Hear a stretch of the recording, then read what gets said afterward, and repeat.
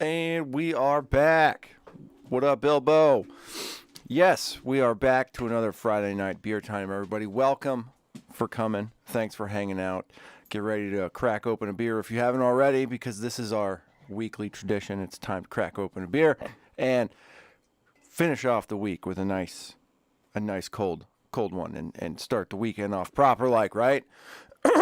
So if you'll excuse me, I first want to apologize for missing last Saturday's podcast. It was had a nice stroke of fever came on last Saturday morning. I'm sitting here in the studio, kind of getting prepped. Woke up feeling like crap, and I'm like, man, something's wrong, and I'm like, why am I sweating? It's like cold in here. What's going on? And yeah, I had like a 102 fever all weekend. It was pretty great. But so yeah, if I cough a little bit throughout the show, I'll do my best to get away from Mike. So apologize for that in advance, but I feel much better now. This will be the first beer I've had since last Friday's beer show, so I'm very excited about this. Happy St. Patty's, everybody. Bilbo, thanks for the love, buddy. I appreciate it. Today we're drinking Power Cycle. This was going to be last week's show beer for Donovan and I to share, but that's all right. We'll get it on in early. We'll surprise them with something else. This comes from Fort George Brewing, nice place down in Astoria, Oregon, and it's actually one of my more favorite breweries. Of course, it's a very, very progressive town, and it's a very progressive brewery, but they make really good beer, so that's like a thing. Progressives make good beer too. We'll put that in our handy dandy Salt the Streets laser etched glass. Oh yeah. Oh, it's a hazy IPA. And it's real pale. I get a little sus when an IPA looks this pale. Hot damn, what a pour. What a pour. That is like a showstopper.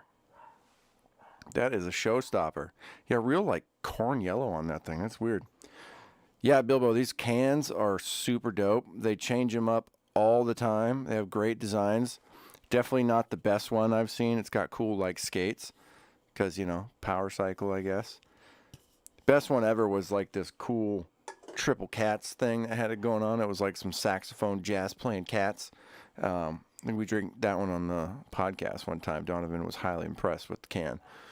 To date, probably my favorite can they've ever made. I haven't seen it since, unfortunately.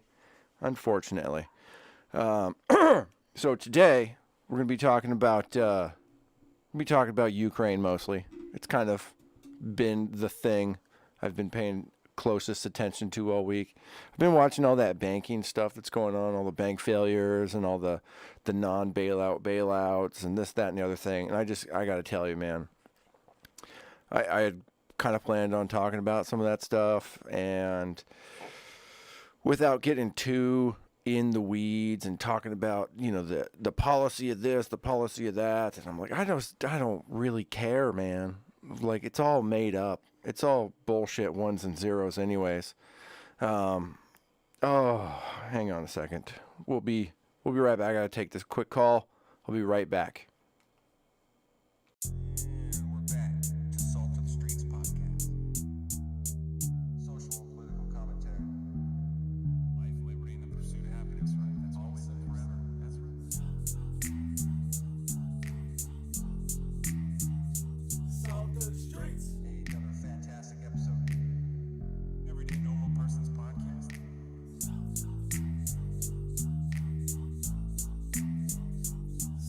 Streets.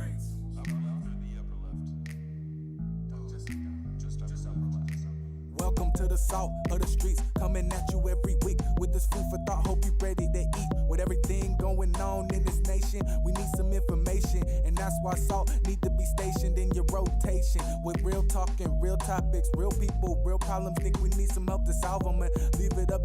And we're back. Sorry about that.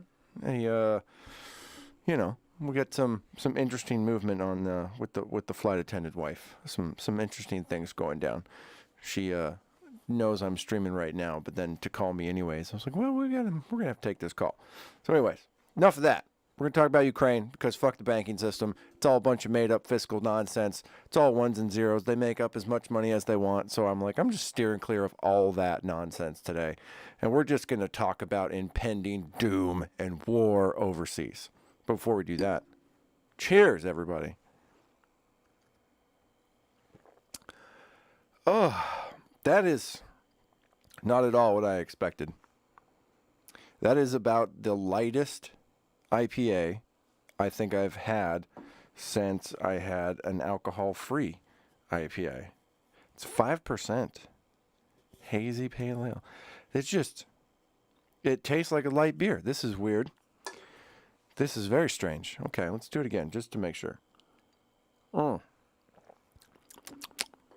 Yeah, that's definitely interesting. I don't know how much of a fan I am of that. I want it to be stronger, but also, hey, that's all right. It's St. Patty, so let's do it.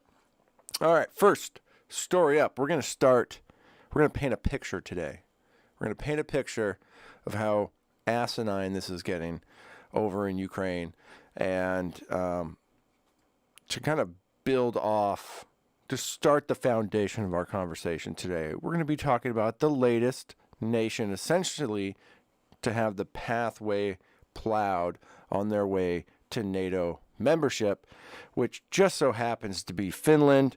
President Erdogan of Turkey says they will start ratifying Finland's NATO application. This is after a long time battle from Erdogan, essentially saying there's no fucking way we're letting Finland or Sweden in. But we will read this article from CNBC.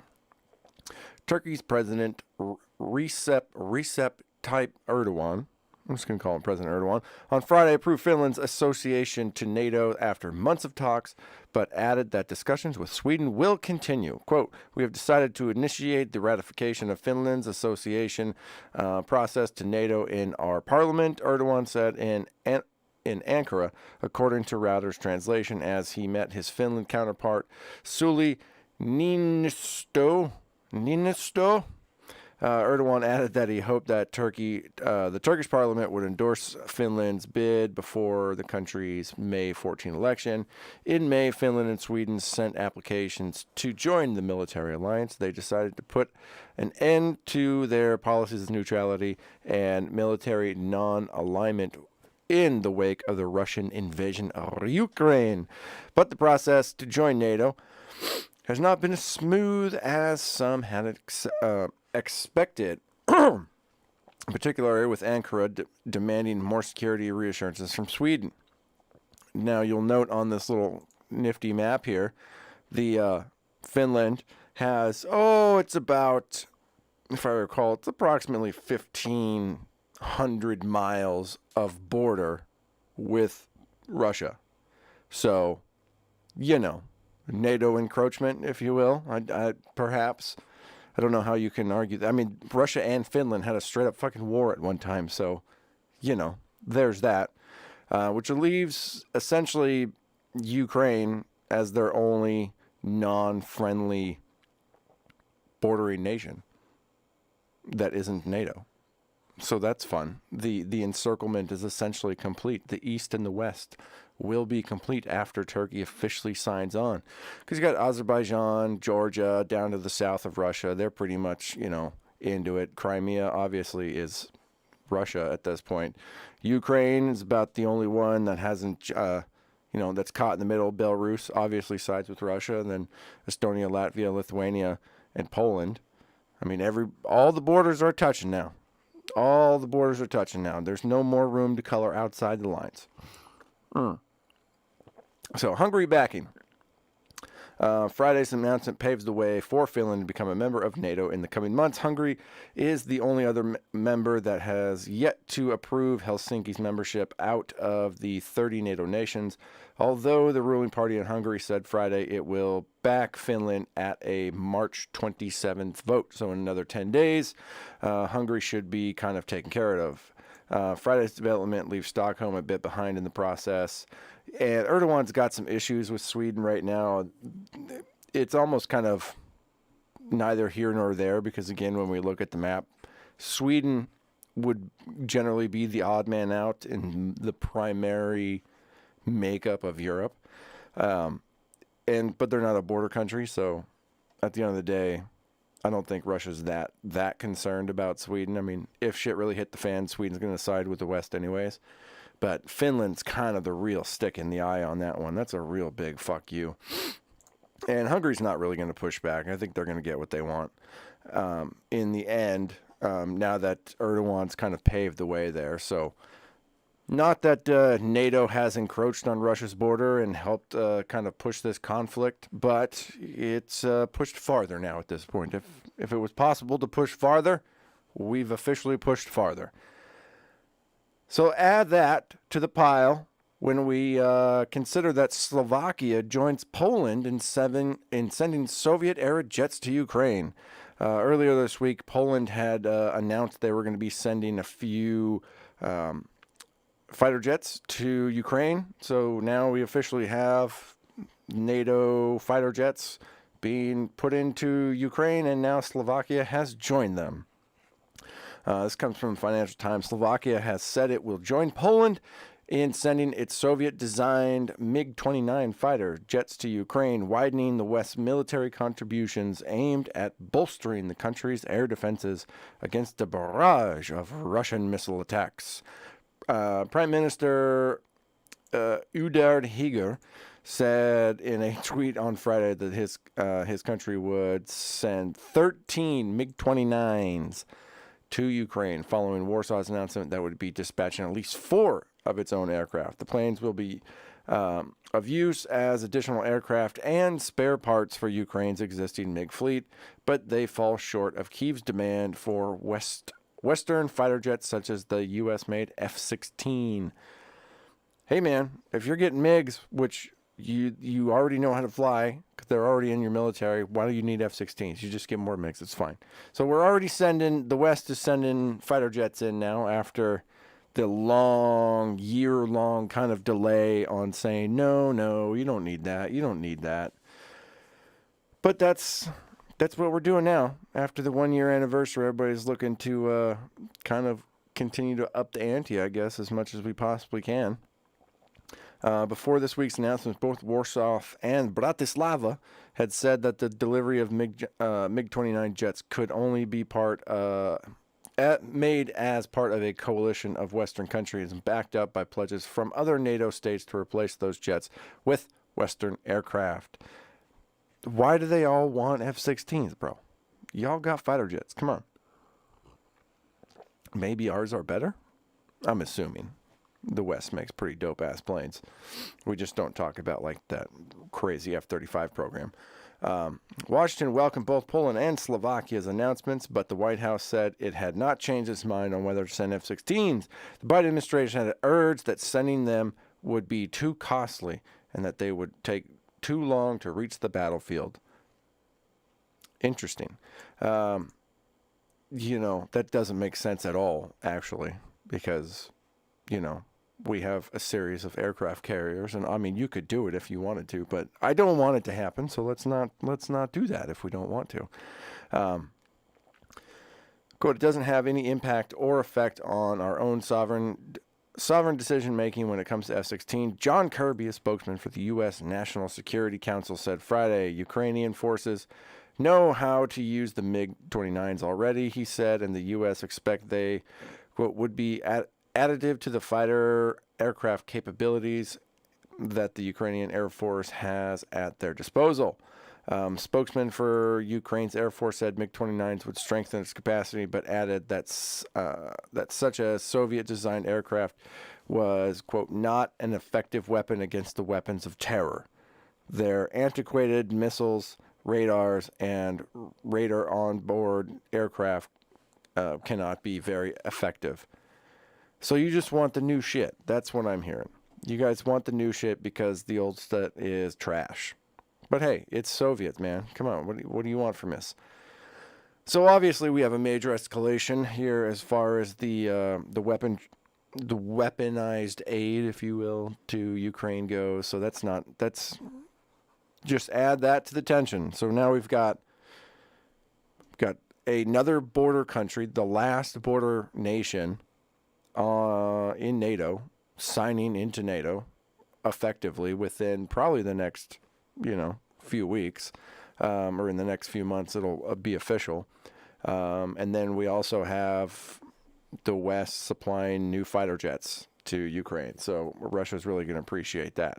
But that's okay. That's okay because the International Criminal Court, the ICC, issues an arrest warrant for Putin. This comes from NPR, and it is hysterical. The International Criminal Court has issued an arrest warrant for Russian President Vladimir Putin for alleged war crimes involving accusations that Russia has forcibly taken Ukrainian children. The ICC also issued a warrant for Putin's Commissioner of Children's Rights, Maria, Miss Maria, we're going to call her that. And the court said in a news release Friday that the two are allegedly responsible for the war crime of unlawful deportation of population, aka children, and that an unlawful transfer of population, children, from occupied areas of Ukraine to the Russian Federation. So the ICC is accusing them of allegedly trafficking children from occupied areas of Ukraine that they are now occupying and then sending them back to Russia. The move by the criminal court at The Hague marked a significant step, requesting the arrest of a sitting world leader. Yeah, good job, guys. Even as analysis acknowledged the chances of arresting Putin are slim. Indeed, in Moscow, officials were quick to note Russia has never signed on as a party to the ICC, as they dismissed the charges outright. Also noted, there's another major superpower in the world, some might say the superpower of the world, that is also not a signatory to the ICC for very specific reasons, but we'll get into that in a minute. So, quote, the very question itself is outrageous and unacceptable, Kremlin spokesperson Dmitry Peskov said. Russia, like a number of other states, does not recognize the jurisdiction of this court, and therefore any of its decisions are insignificant for the Russian Federation from a legal viewpoint. Amen. Some made-up, ridiculous international court system that you did not sign into and help create, you are obviously not privy to. And who the hell is going to enforce their decisions anyways? Ukrainian Prosecutor General Colin called the court's decision, quote, historic, as they would. Like the United States, Ukraine is also not a party in the ICC. Oh, like the United States, Ukraine is also not a party to the ICC, but Colin noted that the Ukrainian government has cooperated with the court on criminal investigations in its territory. He said his office handed more than 1,000 pages of documents over to the ICC regarding the alleged forcible deportation of children to Russia. So let's take a visit to the ICC. It is I believe it's, where is it based out of? I think it's in Rome somewhere. But these are all the signatories to the ICC, member states of the ICC. So these are people that could technically, enforce an ICC ruling. So everywhere from, Finland, France, Germany, Bangladesh, Brazil, Chad, the Republic of Chad. That's a healthy nation right there. Honduras, Iceland, Jordan. Let's take a look here. Is there Russia? No, there's no Russia. There's Romania, the Republic of Moldova, the Republic of Korea. Okay, so there's no Russia. Is there a Ukraine? There's no Ukraine. You got Uruguay, United Republic of Tanzania, the UK, and Uganda. Also missing in the U's would be the United States of America. Interesting how the USA is not a party to the ICC. Maybe it's because we're the biggest holders of like war crimes. What do you call it? Conduct some of the most war crimes than any other country in the world. How many nations have we just decided to invade because reasons? Because democracy? I don't know. But hey, so that's fun. So we got the International Criminal Court. This happened today. Today, yes, they came out with this morning. So we got the announcement of a new NATO nation in Finland, border nation of Russia, coming into NATO. We're sending, NATO is sending fighter jets, and now the International Criminal Court is sending out arrest warrants for Putin. Obviously, it doesn't mean anything. There's nothing tangible the ICC can do to Putin, anyways. But it's a messaging ploy. I mean, this is a overall it's kind of like a UN-esque, body of delegates from various nations, and they're like, yeah, Putin, he did war crimes, so he's smuggling children from Ukraine and bringing them to Russia, which I don't know about none of that. That's, it's war, man. Shit gets complicated. Who knows? All I know is I wouldn't trust Ukraine to be the bearer of all the evidence in a criminal court when it comes to a nation that just invaded them. There's some obvious bias at play there, I would say. So that's fun. And then all of a sudden we also have, I don't know if you guys have seen the footage or heard the news that Russia downed, I'm going to use that terminology because that's not some of the terminology from some of the warmongers that we're going to hear in a minute, but they downed a U.S. Reaper drone over the Black Sea. This comes from The Hill. The Russian jet intercepts U.S. drone over Black Sea, forcing it down. That's about the best terminology I can think that I've found in the reporting. That intercepted, forced down. But we'll get into some more colorful language here in a minute. Russian fighter jet intercepted a U.S. Air Force Reaper drone. I'm going to keep saying Reaper drone because everybody just thinks drones, they're fun and they buzz. And this thing is called the Reaper, man. Okay? It fucking kills kids overseas. This is what we do. We blow up weddings with these things. Ask Obama. He kills U.S. citizens when they're over in foreign countries. It's a thing. It's a thing that has been done that every president likes to do. Trump in particular loved bombing people with drones. Anyways, they intercepted the U.S. Air Force drone over the Black Sea on Tuesday. American officials confirmed bringing down the U.S. aircraft in what Pentagon officials warned could lead to an unintended escalation. Those aren't war crimes, right? Yeah, Bilbo, those definitely aren't war crimes. Definitely not why we're not a part of the ICC. It's definitely because we don't love bombing kids.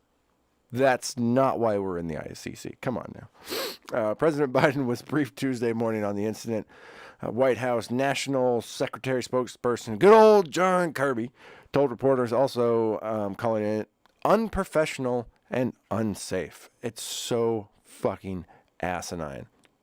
I think we get to listen to Kirby here in a little bit. So I think, oh no, he's going to talk about China. So we'll go ahead and read some of his comments here. Quote, it is not uncommon for there to be intercepts by Russian aircraft of U.S. aircraft over the Black Sea, Kirby said. And there have been, even in just recent weeks, there have been other intercepts. But this one obviously is noteworthy because of how unsafe and unprofessional it was in causing the downing of one of our aircraft. Let's watch the video, shall we? Have you guys seen the video? The video is fun. This is the video. This is like right out of a fucking video game. Let's do it. So you got the MiG coming up. Real close. And what they're doing is they're trying to drop fuel on it, which is that massive spray coming out behind there. And I think that's intended to either, cause some kind of explosion, perhaps, or maybe just mess up some of the sensory equipment on board. But this is all declassified video footage from the Pentagon that we got released here. And this guy, he came in a little too hot. and then a little smash action, and we are out of commission. So everybody's all pissed off about this. And you know what's really funny, though, is I bet when we think about the recovery of this drone in the Black Sea, I bet you somehow or other our divers will be able to recover the drone. I bet you we could do that when we couldn't recover them fucking Chinese spy balloons and all those crazy hobby balloons that we fucking exploded over our own goddamn country. Couldn't find those. Can't find those. Bad weather and all that. It's too deep. But I bet you we'll find that over the Black Sea. I bet you we will. So now this is the really fun part about all this, is getting into some of the war hawk rhetoric about this. And so we're going to visit our good friend Lindsey Graham. He came on to Neocon Special Sean Hannity. And Sean Hannity was kind of going off about Mexico and stuff like this, about a whole bunch of other shit. And so Lindsey Graham's going to he's going to say something about Mexico, and that's kind of what it's referring to. But you'll hear what's important. A lot to talk about tonight. They shot down our drone. What should our answer be? They shot down our drone, Hannity says.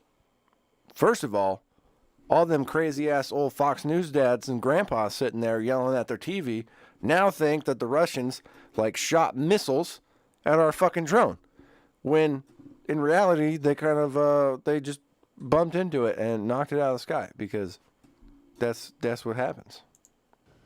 Well, we should hold them accountable and say that if you ever get near another U.S. set flying in international waters, your airplane would be shot down. What would Ronald Reagan do right now? He would start shooting Russian planes down if they were threatening our assets. American foreign policy is in free fall. I can't add much to what you've said. All I can tell you is that on multiple fronts, we're in a dangerous situation. Weakness breeds provocation. They spy balloon over the United States, shooting down an American drone, multi-million-dollar drone. They know they can get away with it. Mexico is blaming us for the fentanyl crisis, and Joe Biden is like a deer in the headlights. He needs. All right, that's the key thing there. Obviously, Lindsey Graham, Warhawk professional, is he just chafing for this thing. He wants this so fucking hard, it's not even funny. There's a joke in there I should have made, but I didn't do it. That's okay. It's too late now. It's okay. We all know Lindsey Graham is gay. Bilbo says, did you see Dan Crenshaw being a war hawk and wanting to send military into Mexico? I did not. I heard there was some talk from some people looking to, like, send troops to Mexico. It does not surprise me in the slightest that Dan Crenshaw wants to do that. Let me see here. Let me see if I can pull up something here. Dan Crenshaw, troops to Mexico. And Google hates Dan Crenshaw, so he'll probably be right in there. Wall Street Journal, Washington Examiner. Ooh, yeah, they're hard for the guard. Let's do this one. Let's just see what they say here. MTG co-sponsor Dan Crenshaw's bill to declare war on Mexican drug cartels. Bro, we already at war with drugs, right? I thought we did this back in the 90s. Like, we declared war on drugs. But I guess we could just start another nonsense war, except this time we'll go to war with the Mexican drug cartels. Let's see. MTG, and that's so funny that MTG is going to sign on to this. Of course she is, though. I mean, she's fucking hard, man.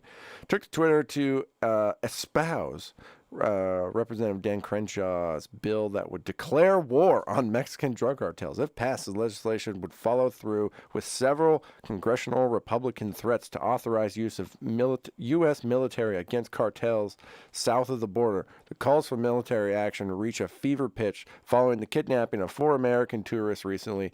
2 of the Americans were murdered. Yes, and then the cartel, like a day or two later, like, dropped 4 randos that said these were the idiots that did the accidental, grab and killing of these other 2 people. Excuse me. Oy. I don't have my tissues. God damn it. Yeah, good for Dan Crenshaw. He is a fucking war hawk through and through, and he's all about it. Oh, what a piece of shit that guy is. Okay, we had one more. Oh yeah, this one's real good. This is South Dakota Senator Mike Rounds, and he gets real upset about this. He gets real upset about this. This is good. Okay, can we play it? There we go. Pissed off. He's pissed off. I mean, let's just be honest about this for a second. The report coming out of our government is that this was an unprofessional act and environmentally unsound. I'm sorry, folks, they shot down a United States warplane. Okay, Mike Rounds, again, they didn't shoot shit down. And I will say he does have a point that one of the Biden administration's, like, key issues on this is this was a very environmentally unsound way to down this drone by spraying all this fuel over the Black Sea. And I just got to say, I'm not surprised by this at all because obviously the Biden administration thinks that global warming is going to kill everybody. So didn't surprise me, but it's just one of those, you know, palm in face moments. And you're just like, you guys are a bunch of fucking idiots. They took it out of action. There you go. And that's the response we get back. So, yeah, not very happy about it. And the bottom line is we cannot allow that to happen. Also, you're flying an unmanned aerial vehicle over the Black Sea between Turkey, Russia, and Ukraine.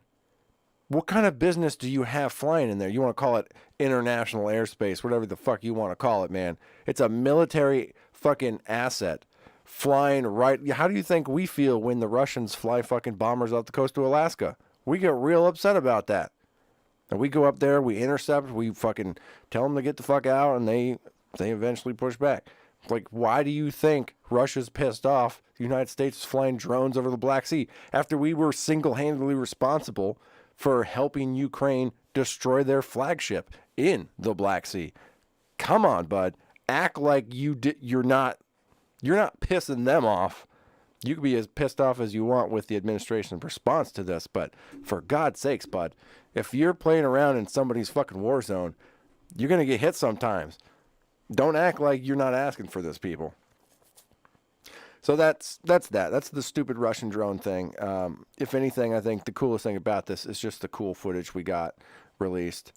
It's really fun to see these fucking fighter jets coming up on this. And they got to be like barely maneuverable at that speed, considering these drones don't fly that fast. And then fighter jets can't fly that slow.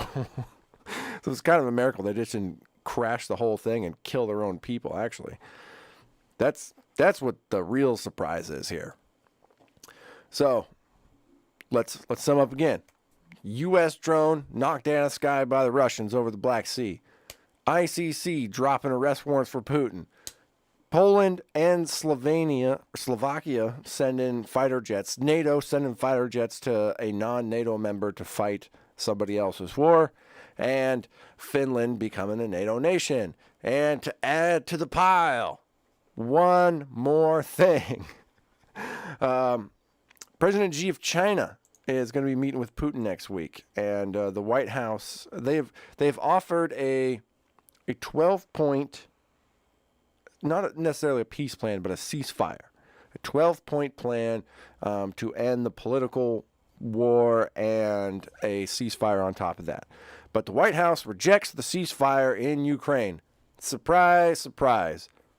We don't want the fighting to stop, because I think I put out a clip earlier this week that showed what we talked about in the last episode a few weeks ago, with Lindsey Graham saying they really like the path that we're on as far as like the Ukraine war goes. And there's no way they want this thing to end.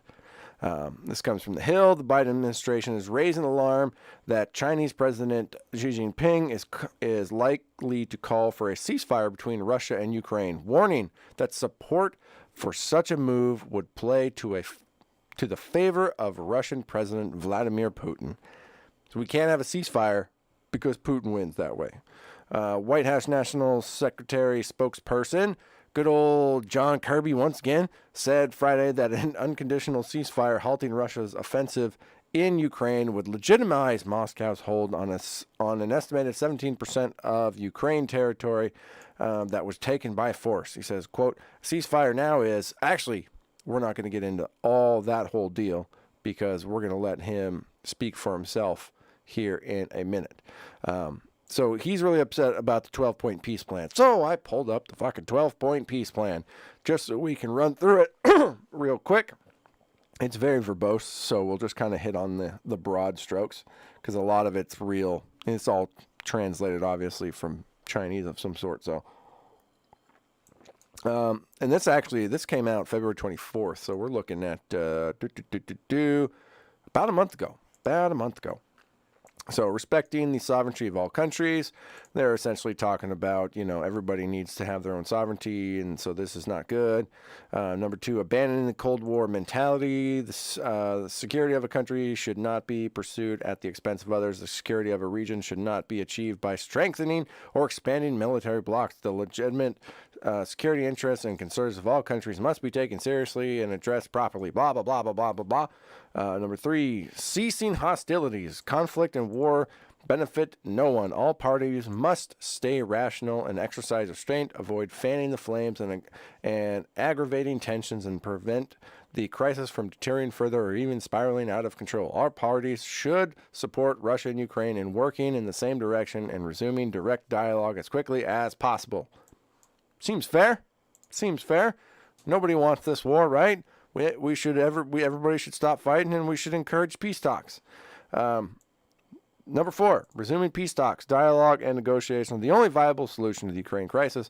All efforts conducive to the peaceful settlement of the crisis must be encouraged and supported. The international community should stay committed to the right approach of prompting talks for peace, help parties to the conflict open the door to a political settlement as soon as possible, and create conditions and platforms for the resumption of negotiation. China will continue to play a constructive role in this regard.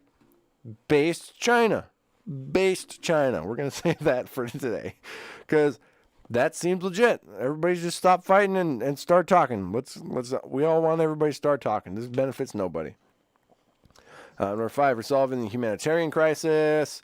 Number 6, protecting civilians and POWs. Number 7, keeping nuclear power plants safe. Number 8, reducing strategic risk.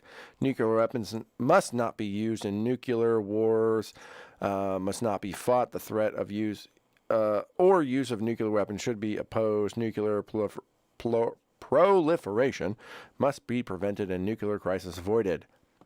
Based China. No, I cannot believe I'm saying that. That's so hilarious. Number 9, facilitating grain exports, obviously, with the Black Sea, and with Ukraine being like a massive breadbasket for like that entire half of the world. Very, very important, and we should focus on doing that so that there's not a giant fucking famine throughout the entire world. That seems, again, based China. Number 9. Number 10. Stopping unilateral sanctions. We're not going to do that because we love sanctions more than anything else in the entire world. So we definitely don't want that. I could see already, we're 10 steps in here, and we are like, the administration's stance on this, we're like drastically opposed to most of these things. They don't want any of this. 11, keeping industrial and supply chains stable. That seems fine. All parties must earnestly maintain the existing world economic system and opposing using the world economy as a tool or weapon for political purposes. And 12, promoting post-conflict reconstruction.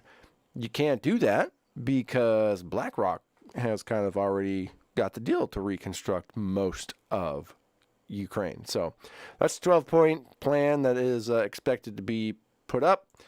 But this guy, Simon Atiba, he comes from it's like Today's News Africa. He's a White House correspondent, and he's got a lot of recognition lately. His Twitter feed's pretty fire. But we're gonna let the Mr. John Kirby talk for himself about all this stuff here. For instance, you guys saw the 12-point plan that was much ballyhooed. It calls for a ceasefire. And while that sounds perfectly reasonable and it sounds like a good thing, a ceasefire right now would basically ratify Russia's conquest. It in effect, recognize Russia's gains in all of its attempts to conquer a neighbor's territory by force. It would also, just by dint of doing that, allow Russian troops to continue to occupy sovereign Ukrainian ground.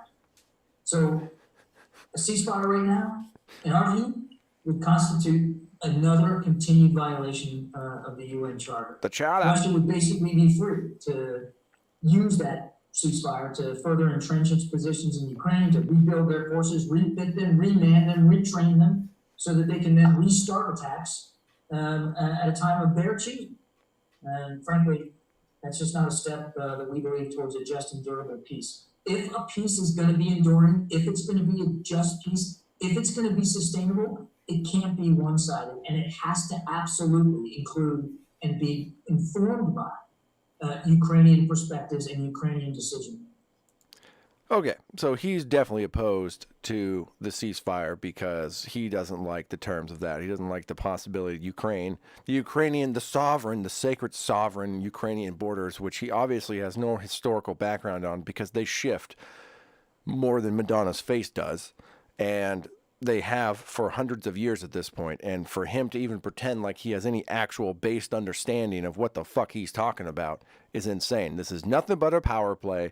They don't want a ceasefire to happen because he's not out there on the front lines getting fucking shot at like all the Ukrainians are and like all the Russians are. He wants them to keep fighting because he wants all those people to keep fucking killing each other.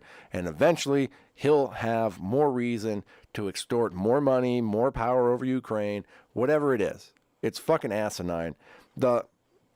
For Putin to be able to get anything out of this, he says this is just not happening because from his stance already right there, he's talking about how you can't allow Putin to realize the gains he's already made in this war, which tells me at that point that basically you're not willing to entertain any kind of peace until Russia's given up that territory again. Does that same logic apply to Crimea? Because it applies. I know it's that way in fucking Zelensky's mind. He wants Crimea back too. Are we gonna play this game? You're a fucking idiot, John Kirby, and you don't care how many more people fucking die. You don't care how out of hand this war gets.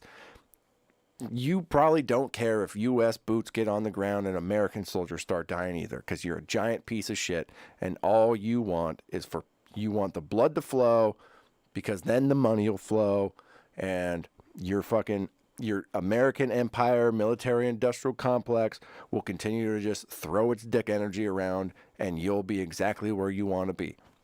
Safe in the fucking White House, continuing the fight. So that's kind of where we wrap up the generalized happenings in Ukraine and over on that side of the world.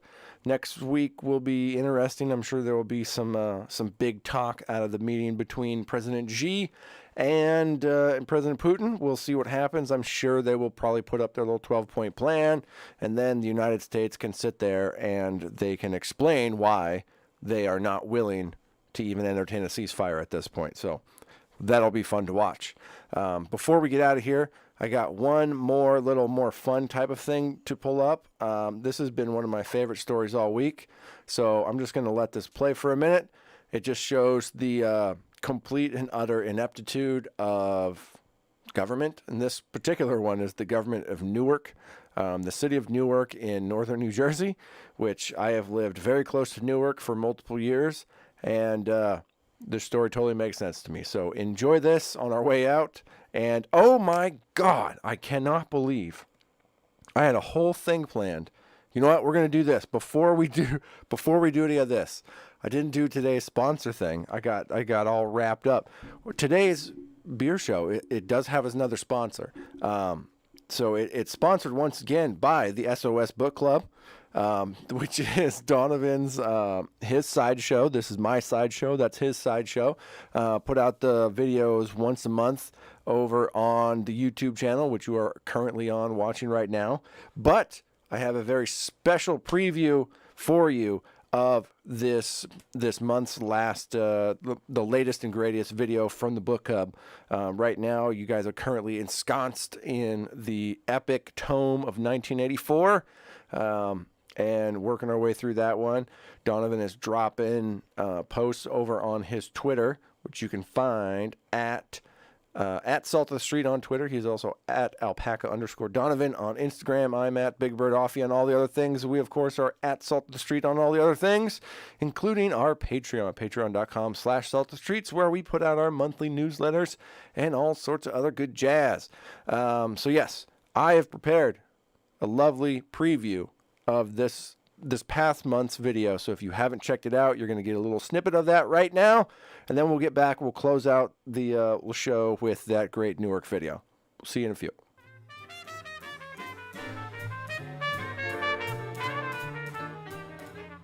Hello. Thank you for joining me. My name is Donovan from Salt of the Streets, and this is the review preview for the months of February and March of 2023. Our February book was Discrimination and Disparities by Thomas Sowell, and our March book is going to be 1984 by George Orwell.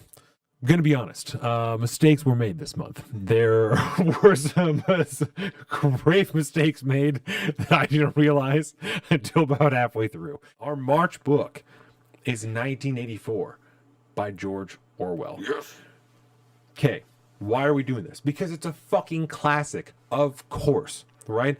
And as cliche as it sounds, this novel feels like it becomes more and more real all of the time. So it's going to be really fun and entertaining and enlightening vision of what our world could become, right, if we aren't careful. So we're going to be able to go through this, kind of identify some really scary parallels and be like, this is really fucked up. I forgot about this. It's been high school, so I read this, blah, blah, blah. I read this last year as one of my side books during the book club, so I'm excited to read it again.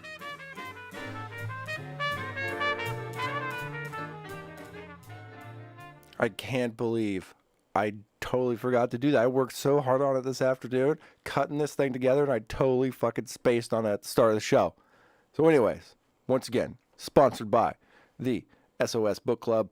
Make sure to be following Donovan at Salt of the Street on Twitter and follow the hashtag SOS Book Club right there for all his fun little posts that he puts on there.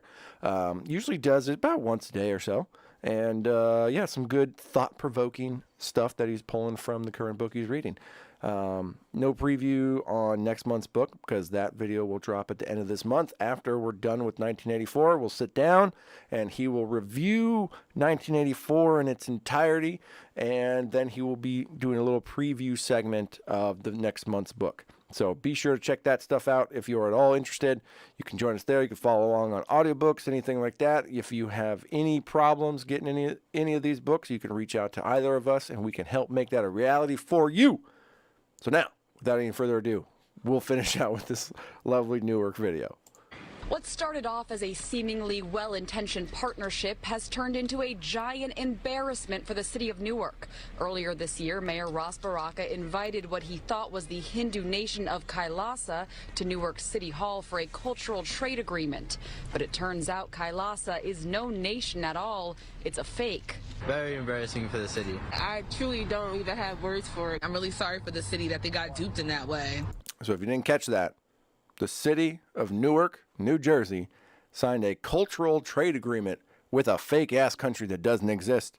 And you'll be pleased to hear who is the founder and creator of this entire conspiracy, if you will.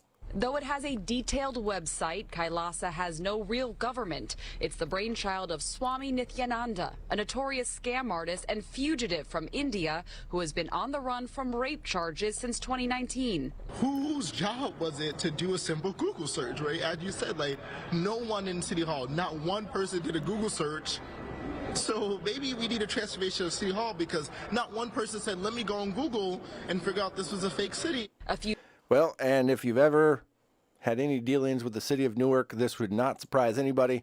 They had a meeting in their city hall later on after all this stuff came out and then brushed it off, said, well, this was obviously an oversight, so there was no money exchange, so there's nothing to see here. We're just going to move on and we're going to do better next time. It is so good. The ineptitude of even a city government You can't even do a simple Google search to find out whether this. Obviously, this would have taken months in advance and lots of planning, and I mean, travel arrangements made. I mean, how much money? There was obviously tons of money spent in this entire ceremony to get people there. The press is out there. Again, you got to fly people in. You got to. I'm sure there's accommodations that they have to have, and all. They're out probably hundreds of thousands of dollars. They have to be, all because none of them are smart enough to even do a simple Google search. And that, ladies and gentlemen, is the show for today. Thank you so much for hanging out today on this Friday night beer time. I'm almost done with my beer. That's a nice change for once. Had a nice few videos. We can take some drinking breaks. So happy Friday, everybody. Happy St. Patty's Day. I hope everybody has a fantastic weekend. We will be back. I'll be back again next Friday for another Friday night beer time. And then after that, we will be having the previously scheduled episode 144, which is still on the board in the back there, if you can see that. We'll be giving that a second shot. And I don't anticipate being sick again. So we'll see everybody there. And, of course, we'll see you guys right back here Friday, 4:30 Pacific time. And until then, cheers, everybody. Where's my mouse? End the stream.